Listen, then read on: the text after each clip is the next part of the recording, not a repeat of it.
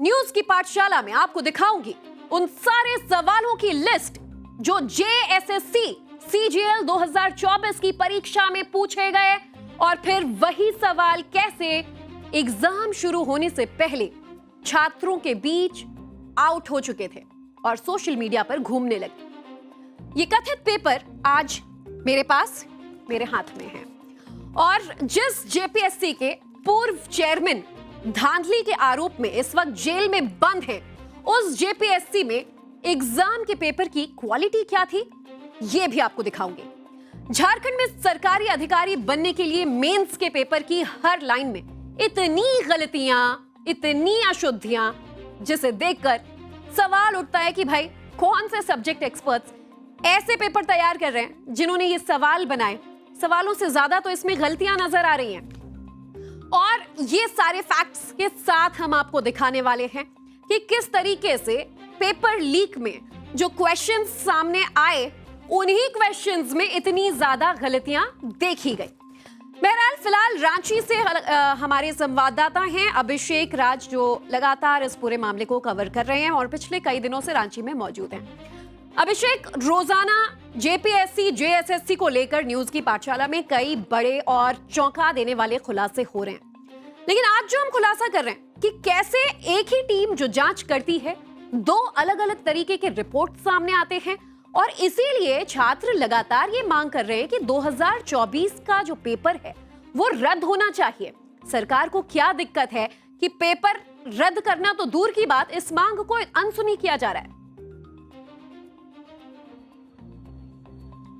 देखिए, पहले दिन से ही जिस दिन से छात्र आंदोलन पर बैठे हैं, अनशन पर बैठे हैं, उनकी डिमांड है कि जेपीएससी और जेएसएससी में जो धांधली हुई है, जो गड़बड़ियां हुई हैं, उसकी सीबीआई से जांच हो। इसके पीछे का कारण यह है कि जब सीआईडी की इन्वेस्टिगेशन हो रही है या इससे पहले जो इन्वेस्टिगेशन हुई थी उसमें कहीं ना कहीं छात्रों का जो भरोसा है वो खोता जा रहा है। पिछली बार जो सीआईडी की इन्वेस्टिगेशन हुई थी उसमें जो एक टीम इन्वेस्टिगेट कर रही थी, जो सीजीएल मामले की इन्वेस्टिगेशन चल रही थी, उस टीम को ही बदल दिया जाता है। इसके अलावा जो केस डायरी जो है, जिसमें सारे जो फैक्ट्स रखे जाते हैं, उन फैक्ट्स को भी अच्छे तरीके से पेश नहीं किया जाता है। उसमें भी कहीं ना कहीं एक तरीके से कहें जो मेजर फैक्ट्स हैं उनको दरकिनार किया जाता है। इसके अलावा जेपीएससी में आप सोचिए कि जो एग्जामिनेशन लेने वाली कंपनी है टीडीपीएल और जिसका मार्केटिंग मैनेजर इस वक्त गिरफ्तार है, उसको समझिए अभय तिवारी किस तरीके से ये पूरा सिंडिकेट चलाता है। क्वेश्चंस की क्वालिटी आप देखिए कि जो छात्र गैजेटेड ऑफिसर बनने के लिए एग्जाम देते हैं उस क्वेश्चन में जिस तरीके से मिस्टेक्स हैं, जो अनियमितताएं बरती गई हैं, वो 5वीं, 6वीं और 7वीं क्लास के हिंदी के जो बच्चे हैं वो तक उसको सही कर पाएंगे। आप सोचिए इस तरीके से जो क्वेश्चन उसको सेट किया गया है।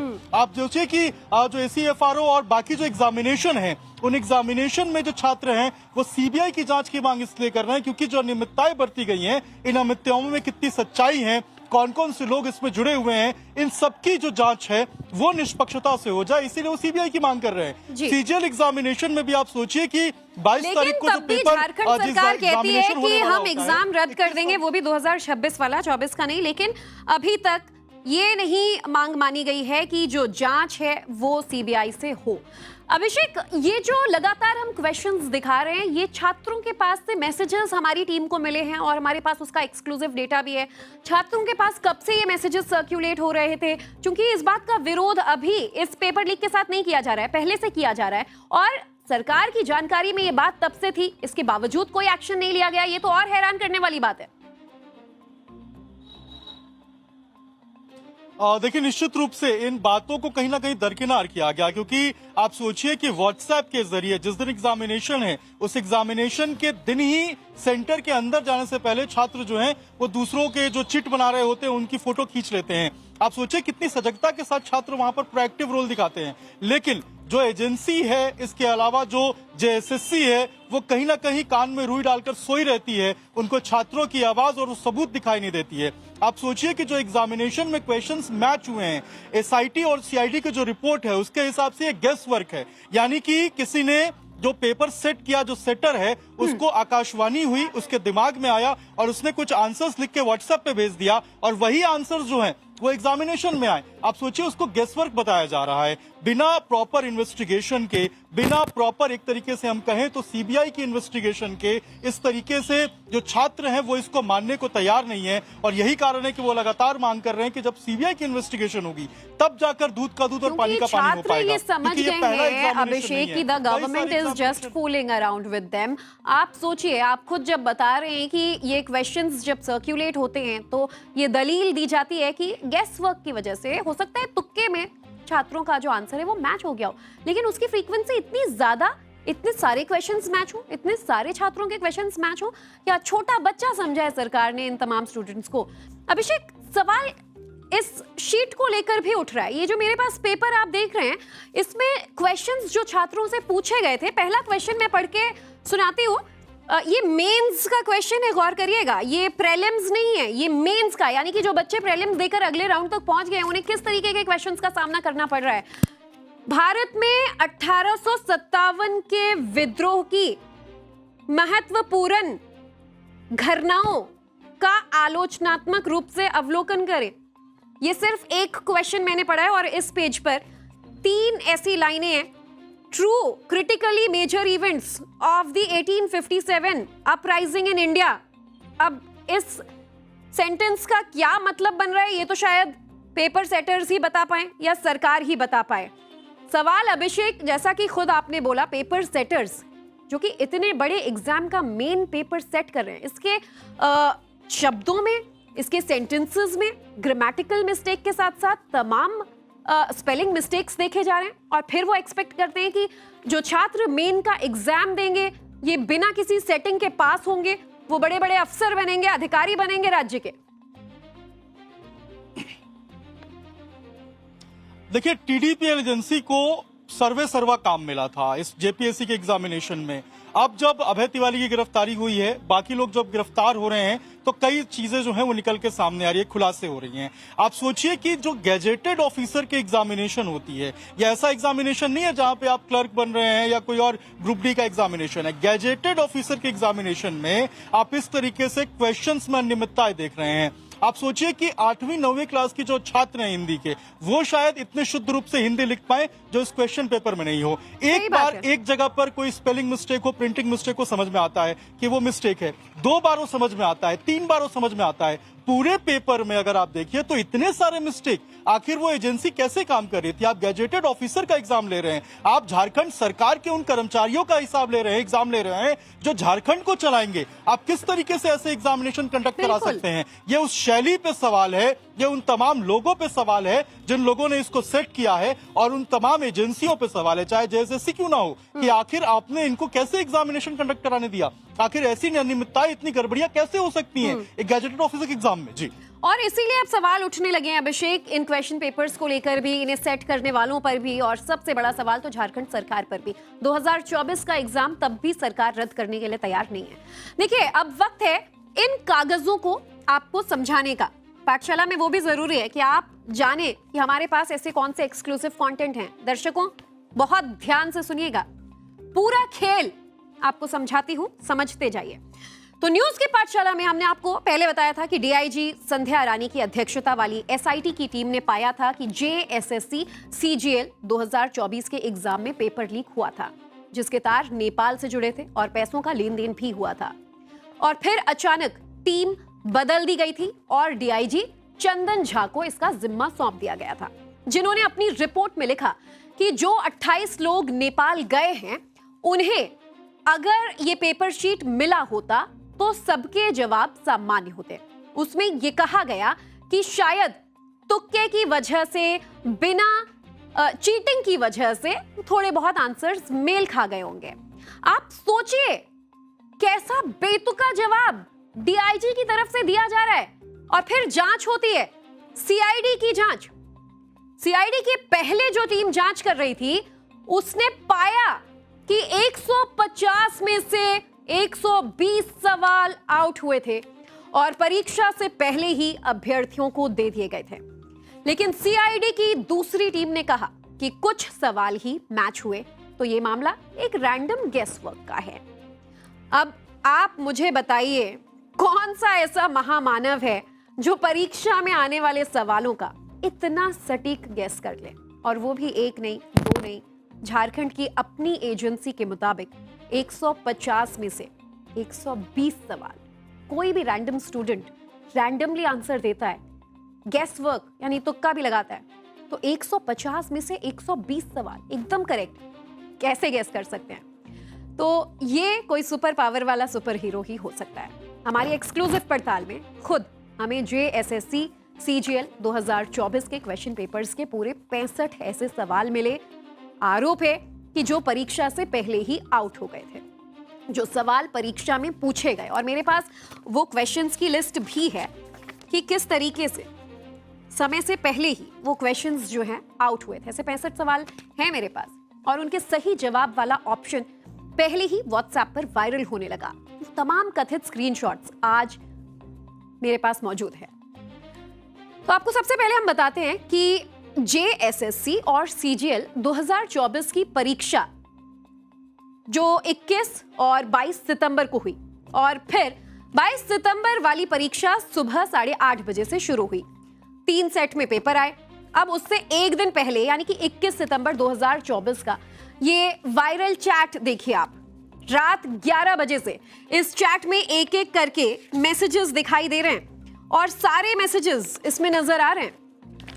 Operating system, magnetic disk, Bhuria committee, hockey, none of the above, ये तमाम आंसर्स लिखकर व्हाट्सएप पर भेजा जा रहा था।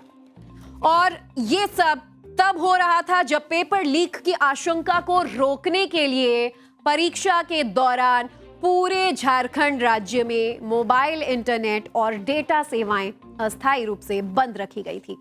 आप सोच रहे हैं, आप समझ रहे हैं कि कितना बड़ा खेल चल रहा था, लेकिन धांधली करने वाले सरकार से एक कदम आगे निकले। एक दिन पहले ही आंसर की रटवा दी गई। और अब सबसे बड़ी बात, जब हमने इन सारे वायरल चैट्स को मेन क्वेश्चन पेपर से मिलाया तो हमें मिला कि लगभग 65 सवालों में वही हूबहू ऑप्शंस थे जो व्हाट्सएप की वायरल चैट में परीक्षा से पहले फॉरवर्ड हुए थे। आरोप है कि अभ्यर्थियों से कहा गया कि बस इन ऑप्शंस को आप रट लो, और बहुत मुश्किल नहीं होता है क्योंकि आपको 4 ऑप्शंस दिए जाते हैं। आपने एक ऑप्शन पहले ही रट लिया है तो अगले दिन पेपर में जब सामने चारों ऑप्शंस होंगे तो छात्रों के जहन में आंसर कहीं ना कहीं पहले से फीडेड होगा। तो आप इनकी चालाकी देखिए, क्योंकि अगले दिन इंटरनेट बंद रहेगा, मोबाइल डेटा बंद रहेगा, तो एक दिन पहले ही पूरा खेल हो जाता है। वहीं OMR शीट में इन आंसर्स को बस भरना है। एक बार देखिए कि कौन कौन से सवाल और उनके ऑप्शंस बिल्कुल मैच हो रहे हैं। तो जो मेन क्वेश्चन पेपर है उसमें पूछे गए 5वें सवाल का सही जवाब था ऑप्शन A, पार्ट 9, और जो जवाब व्हाट्सएप पर वायरल किया गया वो भी था आंसर 9 यानी कि पार्ट 9। सवाल 107 का जवाब था ऑपरेटिंग सिस्टम, जो जवाब व्हाट्सएप पर वायरल किया गया, और वो भी था ऑपरेटिंग सिस्टम। सवाल 91वां जवाब सॉफ्टवेयर, जो जवाब व्हाट्सएप पर वायरल किया गया वो भी था सॉफ्टवेयर। सवाल 145 का जवाब भूरिया कमेटी, और जो जवाब वायरल हुआ वो भी था भूरिया कमेटी। ऐसे ऐसे करके सवाल नंबर 20, सवाल नंबर 106, क्वेश्चन नंबर 110, 108, 145, 111, 112, 127, 119, 139, 143, 121, 118, 28, 27, ऐसे पूरे 65 सवाल मैच हुए। मतलब बताइए, अगर ये हाल है तो बच्चों की मांग कहां से गलत है? क्यों नहीं JSSC CGL 2024 की परीक्षा रद्द की जाए? अगर 14वीं JPSC धांधली की वजहों के कारण रद्द हो सकती है तो JSSC की परीक्षा क्यों नहीं रद्द की जा सकती? छात्रों का आरोप है कि ये सारी जानकारी प्रशासन और सरकार को हमने बहुत पहले दे दी थी। ये सारे कागज बार बार फ्लैग किए जा रहे थे लेकिन किसी ने ध्यान नहीं दिया। और अब आपको एक गजब की चीज दिखाती हूं, देखकर आपको भी अपना माथा पकड़ना पड़ेगा। आपको JPSC के मेंस परीक्षा का क्वेश्चन पेपर दिखाती हूं, और ये है JPSC की ACF एग्जाम मेंस परीक्षा का प्रश्न पत्र, यानी कि असिस्टेंट कंजर्वेटर ऑफ फॉरेस्ट।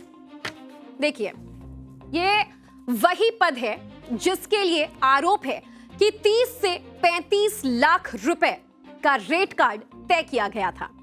यह उसी का पेपर है और इसी साल 4 अप्रैल को यह पेपर हुआ था।